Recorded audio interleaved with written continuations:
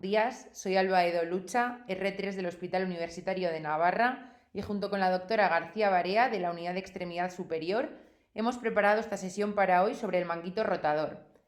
Haré un repaso de la anatomía básica, hablaré también de la biomecánica, de los estudios de imagen, la anamnesis y la exploración. Hemos preparado esta charla basada en objetivos, es decir, hemos planteado 9 objetivos que creemos que son básicos y que deben quedar claros al final de la sesión. El primer objetivo sería tener un conocimiento básico de la anatomía del manguito rotador. Los músculos que conforman el manguito rotador son el subescapular, el supraespinoso, el infraespinoso y el redondo menor, formando los 4 una estructura tubular o en mango de camisa que recubre la articulación glenohumeral y la cabeza del húmero. En la izquierda, en la imagen de la izquierda, podemos ver una visión anterior del manguito, donde el número 1 sería el músculo supraespinoso y el número 2 el músculo subescapular. Mientras que en la imagen de la derecha veríamos una visión posterior, siendo el número 1 el músculo supraespinoso, el número 2 el infraespinoso y el número 3 el redondo menor. Ahora vamos a hablar de cada uno de estos músculos más detenidamente de forma individual. En cuanto al músculo subescapular, es un músculo ancho y triangular con el vértice dirigido hacia la articulación del hombro. Se extiende desde la fosa subescapular hasta el troquín y las fibras más inferiores de este músculo terminan directamente en el cuello quirúrgico del húmero y en la cápsula articular. Su función principal es la rotación interna. En cuanto al músculo supraespinoso, es un músculo grueso y de forma triangular que ocupa toda la fosa supraespinosa, pasando por debajo de la articulación acromioclavicular y del ligamento coracoacromial y yendo por la parte superior a la articulación del hombro, terminando en un tendón que se va a adherir a la cápsula articular y se inserta en la carilla superior del troquíter, como contaré posteriormente. Sus funciones principales son la de abducción y la de rotación externa. En cuanto al músculo infraespinoso, es el segundo músculo más grande del manguito. Es un músculo aplanado y de forma triangular cuya base corresponde a la fosa infraespinosa y el vértice a la extremidad superior del húmero, insertándose también en el troquíter, al igual que el supraespinoso, pero en una fosita o faceta diferente, como comentaré posteriormente.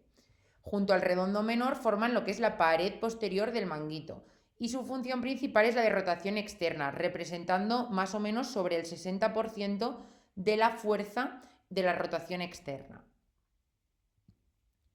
El último músculo del manguito es el redondo menor, que es el más pequeño de los músculos del manguito de los rotadores, y su función principal es la de rotación externa, produciendo un 40-45% de la fuerza de rotación externa del hombro y también se inserta en el troquíter. El segundo objetivo sería conocer la inervación de estos músculos y sobre todo el trayecto de los nervios a la hora de hacer un abordaje de una cirugía, conocer bien por dónde pasan con el fin de evitar lesionarlos. El primer nervio que creo que es importante comentar es el nervio supraescapular, que atraviesa la fosa supraespinosa profundo al músculo supraespinoso y discurre por la incisura espinoglenoidea para terminar en el músculo infraespinoso. Después están los nervios subescapulares superior e inferior, que son los encargados de inervar el músculo subescapular.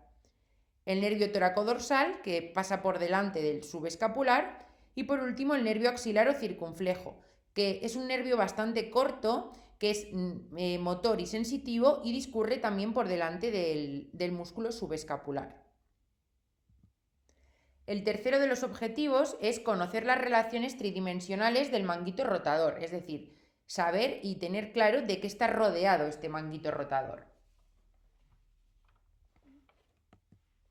La primera estructura que vamos a comentar es el arco coracoacromial. El arco coracoacromial está formado por el ligamento coracoacromial, que es una estructura robusta que he marcado aquí en rojo, de forma triangular que une la apófisis coracoides con el acromion. Bajo este arco coracoacromial y separada por la bursa, como vemos aquí, y por tejido conectivo laxo, se encuentra la cabeza del húmero, que estaría aquí, cubierta por el manguito rotador. El músculo supraespinoso, que sería este, Mantiene una íntima relación con la cara inferior del acromion, con el arco coracoacromial y con la articulación acromioclavicular, ¿vale? Entonces, como vemos aquí, vemos como un continente, que sería toda esta zona, que tiene un contenido, que sería pues la bursa, el manguito, de forma que si aumenta el volumen o bien del continente o bien del contenido, se produce un compromiso de espacio, produciendo el síndrome de impingement o choque subacromial, ¿vale? Que es una de las patologías más frecuentes que podemos ver en las consultas, ¿vale? Por lo tanto, cuando nos encontramos ante un paciente que tiene un acromion tipo 3, que por movimientos repetitivos del hombro tiene una inflamación o bien de la bursa o bien de estos tendones del manguito, se produce un compromiso de espacio y eso produce dolor. Y también puede producir, por lo tanto, una rotura del manguito. En cuanto a la inserción tendinosa, la anatomía clásica de la tuberosidad mayor, como vemos aquí, describe 3 facetas, denominadas superior, media e inferior, donde se insertan respectivamente el supraespinoso, el infraespinoso y el redondo menor. Uno de los estudios más extensos que se ha hecho sobre anatomía macroscópica en tendones del manguito fue este de aquí abajo, el de Clark y Harriman en 1992, donde observaron que los tendones supraespinoso e infraespinoso se fusionan 15 milímetros antes de llegar a su inserción en el troquíter. Vale. Y ahora llegamos a una estructura muy importante que es el intervalo rotador. He puesto aquí una señal de atención porque creo que es algo bastante importante. El intervalo rotador es una zona anatómica compleja. Es un espacio triangular creado entre la coracoides, que estaría aquí en el dibujo, y en la imagen de disección anatómica sería esta estructura de aquí, entre el subescapular, que aquí lo tendríamos aquí en el dibujo, y el supraespinoso, ¿vale? Que sería esta parte del dibujo. Entonces, aquí a la izquierda lo tenemos en dibujo y a la derecha en una imagen de disección anatómica de un cadáver, ¿vale? Por lo tanto, este triángulo es muy importante, ¿vale? Este triángulo que se formaría aquí es muy importante porque en el interior alberga el ligamento coracohumeral, que ahora después explicaré con mayor profundidad, la porción larga del bíceps, que sería esta estructura de aquí, y también el ligamento glenohumeral superior, que formaría la base de la porción larga del bíceps, y también posteriormente explicaré un poquito mejor. Entonces, la función de este intervalo rotador es estabilizar la PLB o porción larga del bíceps y evitar que se luxe hacia anterior y hacia medial cuando nosotros hacemos un movimiento de rotación externa y abducción del hombro. Por lo tanto, lo que hace es que mantiene este ligamento coracohumeral laxo cuando el hombro está en rotación interna y en aducción, y este ligamento se va a tensar cuando el hombro está en rotación externa y en abducción para contener esa porción larga del bíceps y que no se luxe, ¿vale? Es una zona que es bastante compleja en cuanto a patología, porque es muy difícil saber si una inestabilidad, o sea, si nosotros tenemos un dolor, por ejemplo, por una inestabilidad de la PLB que se nos luxa fácilmente, o porque es una rotura, por ejemplo, muy anterior del tendón supraespinoso. Vemos que anatómicamente están muy cercanas estas estructuras y nos puede confundir fácilmente. En cuanto al ligamento coracohumeral, hay que saber que, bueno, más que un ligamento, es como un repliegue capsular que tiene que permitir cierta relajación, como he dicho antes, en rotación interna y aducción, y tiene que tensarse en rotación externa y abducción para evitar esta luxación de la PLB. Aquí, al igual que antes, tenemos una imagen que es un dibujo y otra imagen que es una imagen de disección anatómica, donde con la C tenemos marcada la apófisis coracoides y vemos cómo el ligamento coracohumeral tiene dos partes, una parte medial y una parte lateral, y por el medio va el tendón de la PLB. Por lo tanto, aquí tendríamos en verde el ligamento coracohumeral con la porción lateral que va hacia el tendón supraespinoso y forma la polea lateral del bíceps, y la porción medial que va hacia el subescapular y forma la polea medial del bíceps. Y aquí en color rosa magenta tenemos el ligamento glenohumeral superior, que ahora comentaré un poquito mejor, que es el que forma el suelo de la porción larga del bíceps, que sería esta estructura que está señalada en rojo aquí en el centro. ¿vale? Lo que hay que saber es que estas dos poleas, la lateral y la medial, se van a juntar y se van a continuar formando lo que sería el cable rotador por aquí. En cuanto al ligamento glenohumeral superior, tenemos que saber que es una estructura intracapsular pero extrasinovial con fibras directas y oblicuas. Junto con la porción medial del ligamento coracohumeral forma la polea del bíceps, como he dicho antes. Y aquí en esta imagen artroscópica vemos cómo está marcada con una flecha el ligamento glenohumeral superior. Aquí tendríamos el subescapular y aquí la porción larga del bíceps. Entonces, en esta confluencia entre el subescapular, el ligamento glenohumeral superior y el tendón del bíceps es donde se nos van a producir las patologías que afectarán al intervalo rotador. Otro concepto importante es tener claro el concepto de cable rotador o rotator cable. Hay que saber que es una estructura o banda fibrosa a lo largo de la superficie articular del supraespinoso e infraespinoso perpendicular al eje del tendón y se produce por la condensación de ligamentos el intervalo rotador. Su tamaño va a ser muy variable, ¿vale? Como vemos aquí, pues es una condensación ligamentosa, ¿vale? Y su integridad puede resultar de la preservación biomecánica del manguito, con roturas más frecuentes en casos de cables rotadores pequeños, es decir, cables menos potentes. Si nosotros tenemos un cable rotador bastante potente, nos va a servir de freno si aparece una rotura del supraespinoso en su porción más lateral. Por lo tanto, si el supraespinoso se rompe por aquí, por la porción más lateral, nos va a servir como cortafuegos o como zona de contención si tenemos un cable rotador potente. El cuarto de los objetivos de esta charla es entender las funciones de los músculos del manguito rotador. El primer músculo, el que vemos arriba a la izquierda, es el músculo subescapular, que es el que se encarga de resistir la traslación anterior e inferior del húmero y de la rotación interna. Abajo a la izquierda tenemos el músculo supraespinoso, que es el que inicia la abducción humeral hasta los 90 grados y cuando está lesionado puede ser compensado con el resto de la musculatura y es el encargado de hacer la abducción y la rotación externa. Arriba a la derecha tenemos el músculo infraespinoso, que es el que produce la resistencia a la traslación posterior y superior del húmero y se encarga, como he dicho antes, del 60% aproximadamente de la fuerza de rotación externa. Y abajo a la derecha tenemos el músculo redondo menor, que es el encargado del 40%, 45% aproximadamente de la fuerza de rotación externa. Por lo tanto, en resumen, estos músculos, aunque tengan una acción individualizada cada uno, al final en conjunto lo que proporcionan es que rotan el húmero respecto a la escápula, centran la cabeza humeral en la cavidad glenoidea y estabilizan la articulación. Vale. El quinto de nuestros objetivos es conocer un poquito cómo se producen las lesiones en el manguito. Por lo tanto, hay que saber que las lesiones en el manguito son más frecuentes en pacientes que requieren un amplio rango de rotación externa y abducción para su actividad, como podrían ser pues, lanzadores o deportistas profesionales, albañiles, pintores. Al final, aquí en la izquierda he puesto 3 profesiones muy diferentes, pero son 3 tipos de pacientes que nos podemos encontrar en la consulta porque hacen movimientos repetitivos tanto de abducción como de rotación externa del hombro.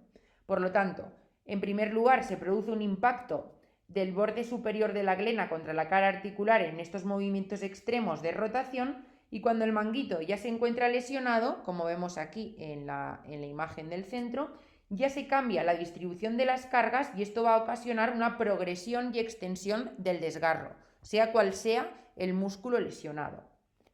Por lo tanto, hay que saber también que cuando hay un deterioro progresivo del manguito ya se va a comprometer la estabilidad glenohumeral y la cabeza humeral, como vemos en esta imagen, se va a trasladar hacia superior, presentando en las radiografías, como vamos a ver y explicaré también posteriormente, un estrechamiento del intervalo acromio-humeral. Pero esto ya sería un paciente muy avanzado, con una patología muy avanzada. Obviamente todos los pacientes no llegan a este extremo.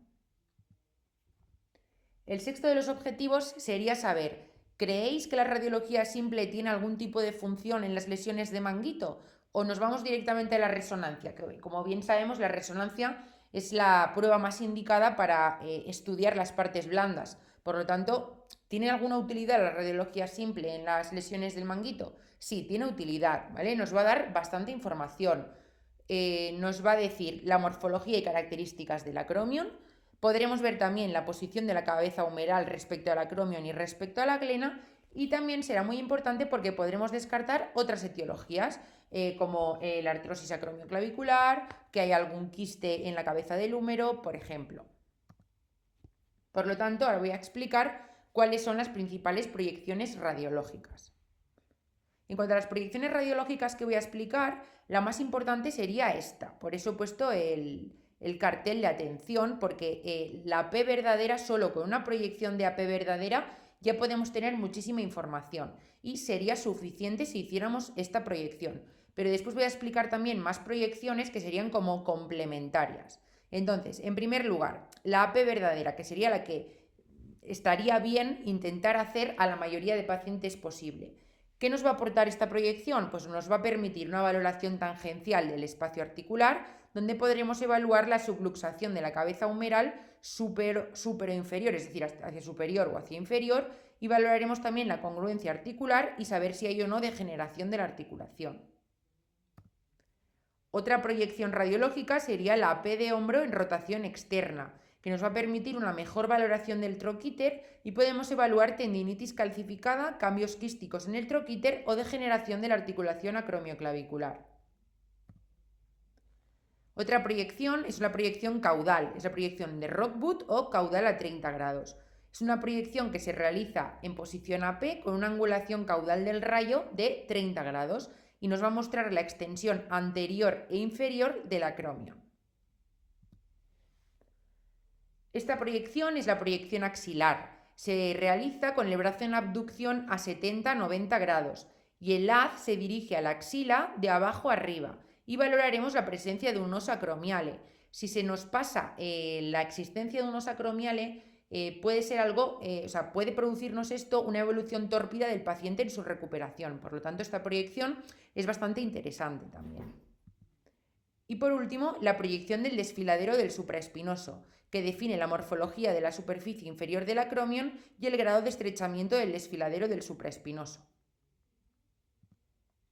En cuanto a la resonancia, os he dejado aquí unas cuantas generalidades. Hay que saber que el marcapasos es una contraindicación, hoy en día es la única contraindicación absoluta que hay para realizarse una resonancia magnética. Últimamente se está estudiando mucho la creación de marcapasos que sean compatibles con los aparatos de resonancia magnética, pero a día de hoy todavía es una contraindicación.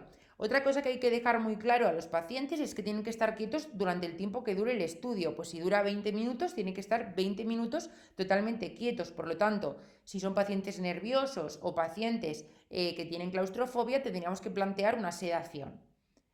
La intensidad alta en las imágenes en T2 nos va a indicar agua, ¿vale? Entonces nos va a indicar pues edema, inflamación, bursitis. Y la intensidad alta en T1 nos está resaltando el tejido graso.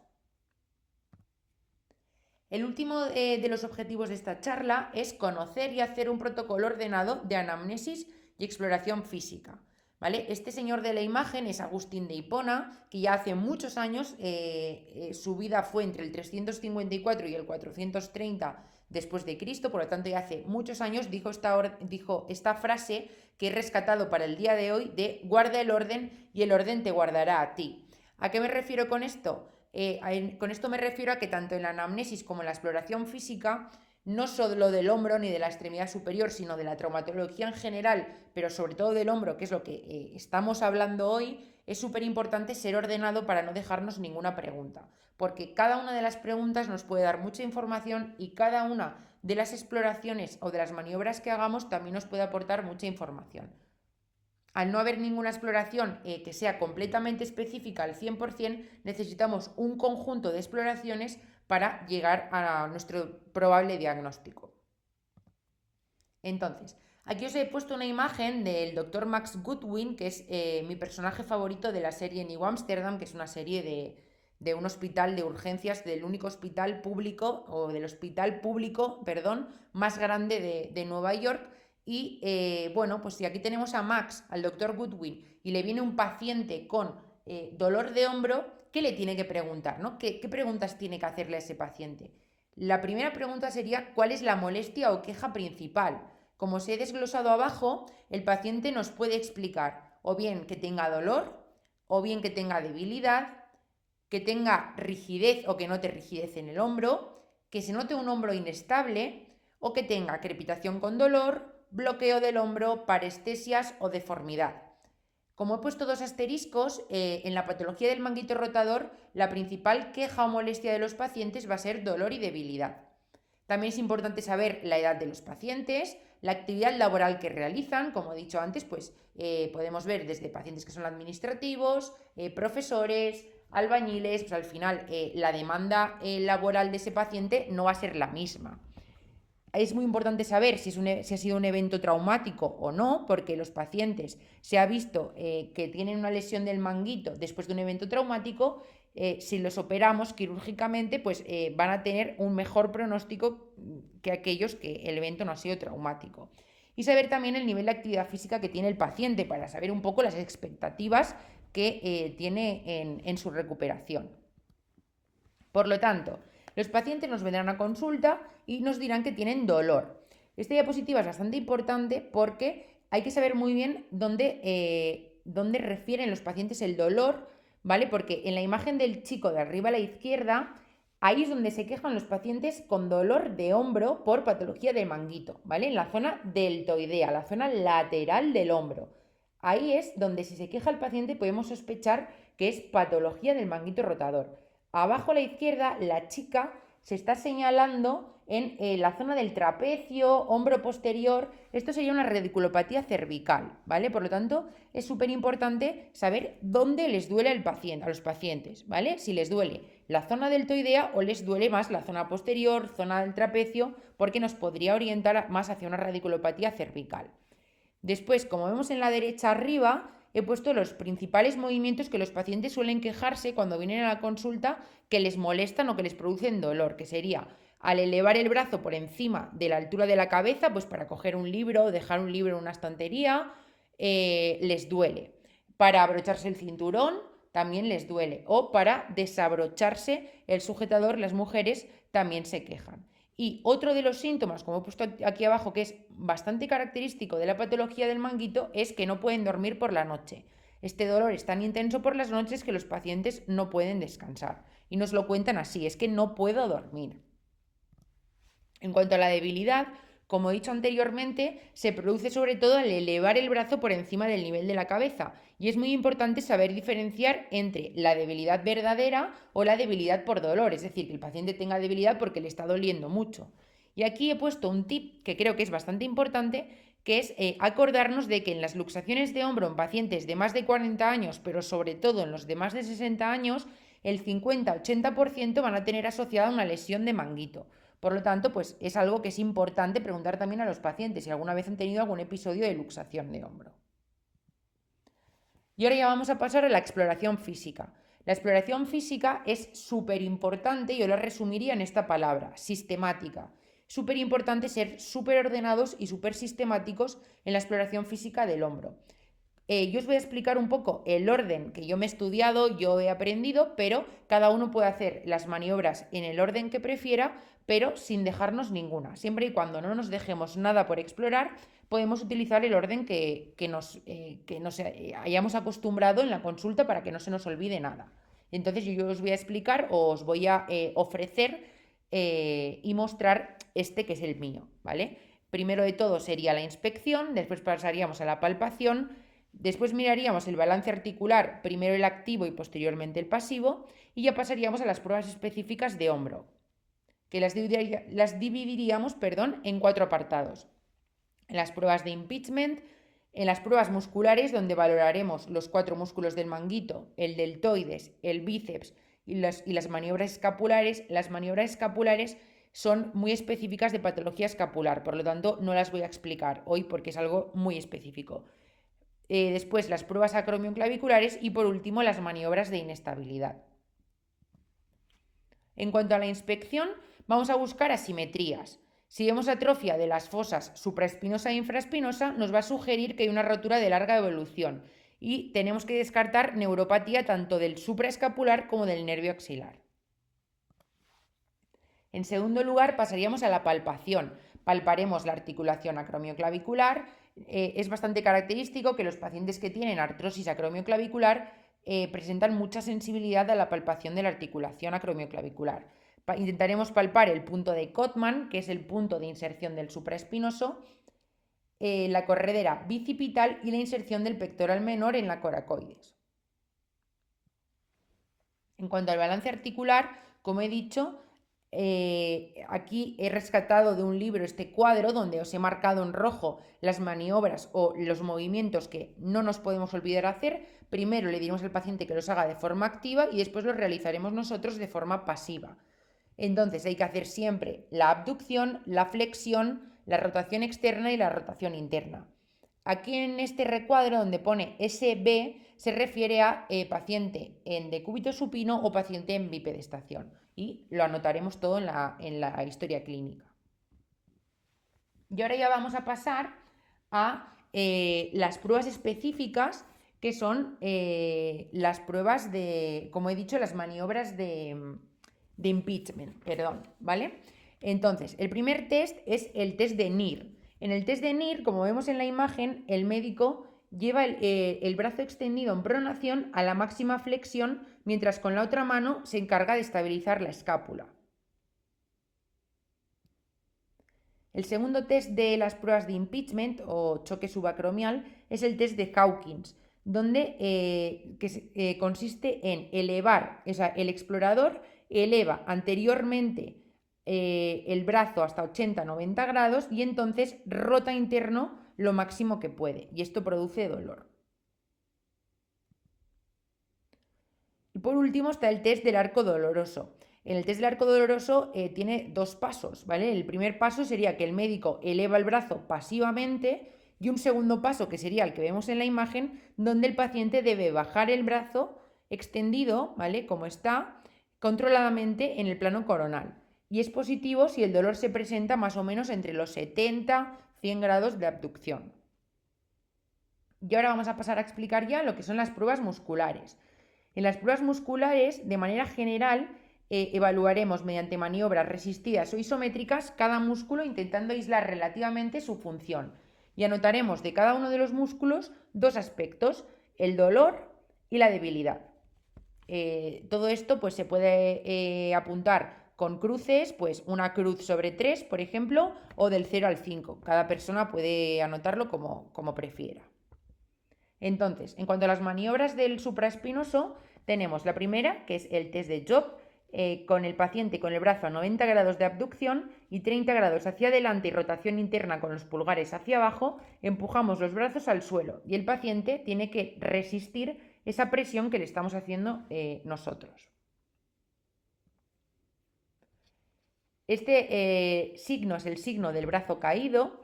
Es cuando el paciente es incapaz de mantener el brazo a 90 grados de elevación o abducción y si lo colocamos en esa posición pasivamente, ¿vale? Al soltarlo, el brazo se va a caer. Vale. Y ahora vamos a pasar a las maniobras del infraespinoso. Esta es la de rotación externa resistida en aducción. Con el brazo y el codo pegado al cuerpo, el paciente, ¿vale? Con el codo a 90, intenta, digamos, rotar hacia externo y nosotros le vamos a resistir la rotación desde los 0 a los 30 grados aproximadamente. Y aquí vemos el signo del retraso de la rotación externa o lag sign. Con el brazo también pegado al cuerpo, colocamos el antebrazo al costado en la máxima rotación externa y cuando lo soltamos, en este caso no lo habrían soltado todavía y al soltarlo cae rotación interna y esto es típico de una rotura en fase avanzada. En cuanto a las maniobras del músculo subescapular, la primera sería el test del despegue o test de Gerber. El paciente coloca el dorso de la mano en la región lumbar baja y se solicita que la separe hacia atrás y nosotros podemos hacer resistencia y eso sería pues un despegue resistido, pero normalmente si la rotación interna está comprometida no hace falta hacer resistencia porque los pacientes no llegan a hacerlo y les duele mucho. El siguiente test del subescapular es el test de presión abdominal o test de Napoleón. El paciente presiona su abdomen con la palma, manteniendo rotación interna con el codo delante en el plano coronal. Entonces, si nosotros vemos que el codo queda hacia atrás, es porque el paciente hace una extensión excesiva del hombro y en ese caso se considerará el test de Napoleón positivo. Y por último, la última prueba muscular del subescapular es el abrazo del oso. El paciente coloca la mano con los dedos extendidos en el hombro sano, con el codo elevado hacia adelante y trata de resistir cuando el explorador intenta separar la mano del hombro, como vemos en la imagen. Vale, y ya vamos con el último músculo del manguito, que es el redondo menor. La primera prueba sería la rotación externa asistida en abducción de 90 grados, como vemos en la imagen. Y aquí vemos el signo de la trompeta o del soplador del cuerno. El paciente debe mantener el brazo a 90 grados de abducción y 90 grados de rotación externa. Entonces, cuando el brazo está en esa posición, pedimos al paciente que aguante y si el brazo se cae a rotación interna, se considerará el test positivo. Vale. En cuanto al músculo deltoides y el bíceps, el deltoides no suele ser un origen primario de la patología del manguito. Más bien precisa bastante atención porque por iatrogenia tras cirugía, tras desinsertarlo en las cirugías. En muchos procesos quirúrgicos del hombro desinsertamos el deltoides y después lo volvemos a insertar. Por lo tanto, podría lesionarse. Pero no es frecuente que origine patología del manguito. Y ahora vamos a pasar a los dos test o dos maniobras para evaluar el bíceps, que serían, la número 1 sería la que he marcado con el número 1, el test de Speed, que consiste con flexión anterior resistida en supinación, ¿vale? Al final el paciente pone el brazo en supinación y flexión anterior y el explorador intenta bajar el brazo hacia abajo. Y el test de O'Brien, que es el que he marcado con el número 2, el paciente coloca uno o los dos brazos en flexión con una aducción de 10-15 grados, codos rectos y pulgares apuntando al suelo, que eso significa que está en rotación interna, y resiste la fuerza descendente del examinador. Va a ser muy útil para detectar lesiones en SLAP. Vale. Como he dicho antes, las pruebas escapulares, tanto globales como el del romboides como del serrato, no las voy a explicar, simplemente las nombro. Y ahora ya vamos a pasar a las pruebas acromioclaviculares, que sería el cross-arm, que es la prueba de cruzamiento, o cross-arm, que es la aducción horizontal pasiva. Cogemos pasivamente el brazo del paciente y lo cruzamos por delante en el plano horizontal. Y por último, ya vamos a pasar a las pruebas de inestabilidad. Las pruebas de inestabilidad, aquí tenemos al paciente, como podemos ver, en decúbito supino. En la imagen de la izquierda estamos haciendo el test de aprensión anterior. ¿Vale? Ponemos el brazo a 90 grados de abducción y rotación externa máxima y los pacientes que tienen una inestabilidad anterior refieren una sensación de luxación inminente. Y a la derecha vemos el test de recolocación. Nosotros presionamos donde tiene la mano el explorador en la imagen de la derecha y así estabilizamos la articulación, estabilizamos el húmero y el paciente nota sensación de alivio. Por lo tanto, si al presionar con la mano ahí en el húmero el paciente nota alivio, es un test de recolocación positivo. Aquí tenemos la prueba del load shift, ¿vale? O prueba de carga y desplazamiento.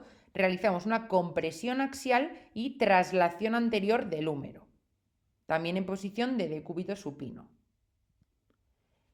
Ahora ya pasaríamos a las pruebas que se pueden hacer sentado, ¿vale? Que sería pues la prueba del cajón. Es como un load shift, pero con el paciente sentado, haciendo la compresión axial y produciendo la traslación anterior del húmero. Este sería el signo del surco. En el signo del surco, al traccionar inferiormente al costado, aumenta la distancia acromiohumeral cuando hay inestabilidad. Como vemos aquí, sería la zona que está con el círculo azul.